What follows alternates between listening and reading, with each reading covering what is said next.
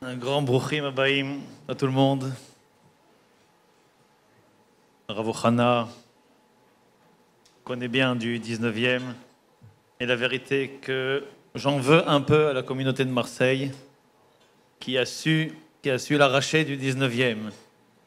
Bon, mais Baruch Hashem, on entend depuis Paris, depuis Israël, les merveilles qu'il arrive à réaliser ici sur Marseille.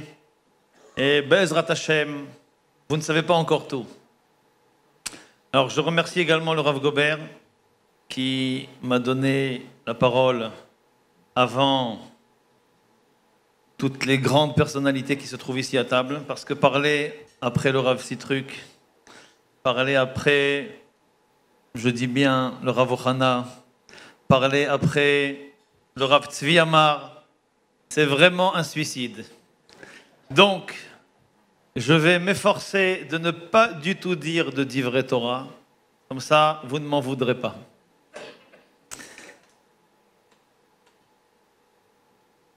Il y a environ 5-6 ans, j'étais enfermé dans une petite chambre. J'écrivais des livres. Et bon, je reçois un coup de téléphone d'un certain monsieur Benamou qui me propose de participer aux activités, certaines des activités qui sont aujourd'hui sur Torah Box. Et bon, petit à petit, j'ai commencé un peu à répondre au téléphone, aux questions, que ce soit par écrit ou au téléphone.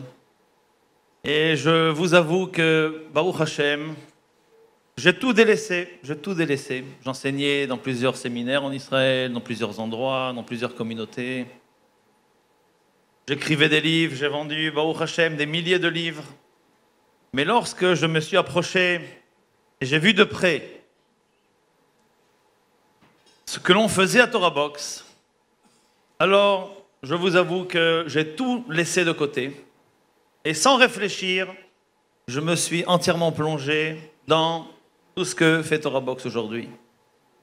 Alors comme je vous ai promis de ne pas dire de Divrei Torah, je vais vous donner quelques petits chiffres. Et comme j'ai dit tout à l'heure, quand on a accueilli Baruch Hashem, toute cette belle communauté de Marseille, il faut savoir que bon, le matin, on doit faire la tfila.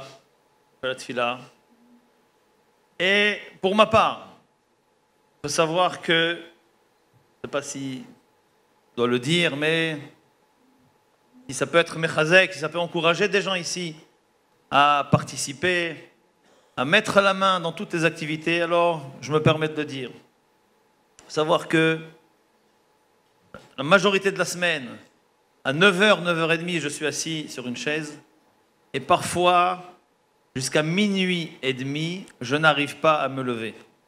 Alors, je n'ai pas le choix parfois pour sortir faire mincha.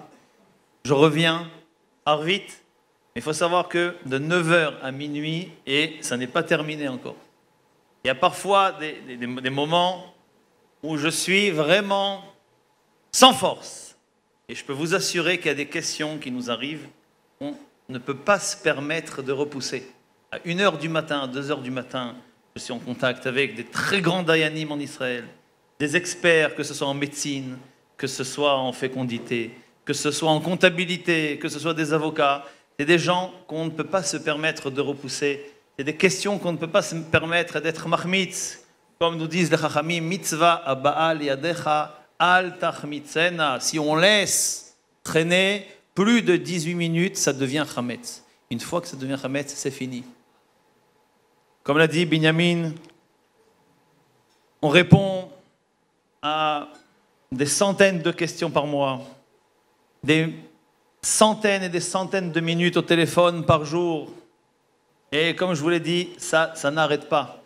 Parfois, je l'ai dit à quelqu'un dans le train ce matin, on est obligé de manger du pain quelques fois par jour. Pendant des heures, je n'arrive pas à commencer Birkat Hamazon.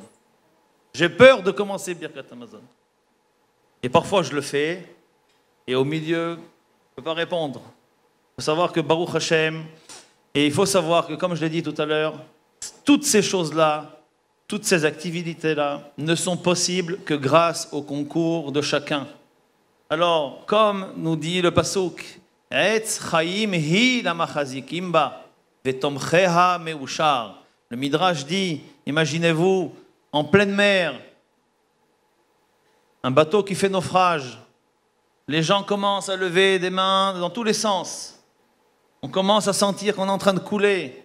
Et tout d'un coup, il y a un bois qui se promène, qui se trouve sur la surface de l'eau. Et on arrive à l'attraper. À Daoud Irtiv, nous dit le Midrash, Etz Chaim hi la machazikim ba. Celui qui est machzik, qui soutient la Torah, chacun à son niveau, chacun selon ses moyens. Eh bien, Etz Chaim, c'est comparé à ce bois-là qui sauve la vie. Comme nous disent les Chachamim, le seul moyen par lequel on peut mériter la bracha, c'est uniquement par le zechut de la Torah. Je conclus en disant que, on sait tous que cette semaine, on va lire la parashat Beshalach.